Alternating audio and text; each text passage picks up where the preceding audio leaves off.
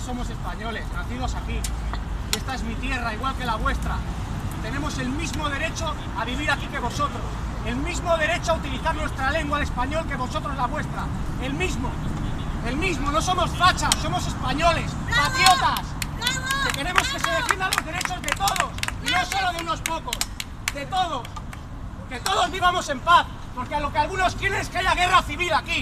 Es lo que está provocando el Puigdemont y el Junqueras, que era en guerra. El que está quitando carteles eres tú, ¿eh? Yo no insulto a nadie, ni falto respeto. Escucha allí lo que me gritan. Desde allí insultan. Yo no insulto a nadie. Vale, pero tú Yo estás salgo y quitando quito carteles, carteles yo no. de forma pacífica. Yo no quito carteles. Igual que vosotros los ponéis, quito yo los quito. Los quito, porque estoy en mi derecho Claro, de pero quitarlo. entonces, el que quiere la Igual guerra que tú de civil, ponerlo. el que quiere ¿Vale? la guerra civil, ¿quién Y no es? insulto a nadie. Yo tampoco. Los insultos vienen de Yo vuestra tampoco. parte. No, yo no Yo estoy en me he ninguna puesto parte. una bandera de España en mi casa y ¿sabes lo que ha pasado? Que yo no soy Que en me han ninguna tirado parte. huevos. ¿Y sabes lo que pasa? Que estoy harto. no soy en Hoy ninguna salgo aquí y me parte. pongo la bandera de mi país y salgo a la yo calle a no decir lo soy que en pienso. ninguna parte. Porque somos mayoría silenciosa. Y eso algún día se acabará. Y no seremos silenciosa. No seremos silenciosa. Bravo. La mayoría ya lo somos. Ya lo somos.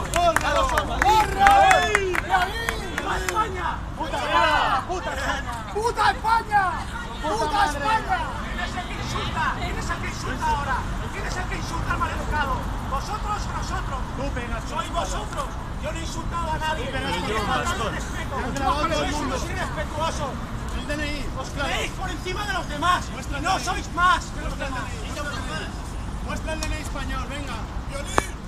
¡Gilipollas! ¿Para qué? ¿Vas a venir a mi casa? Porque has agredido a la ¿Vas a gente. venir a mi casa? Has agredido a la gente. ¿No he agredido a la gente? Has agredido a la gente.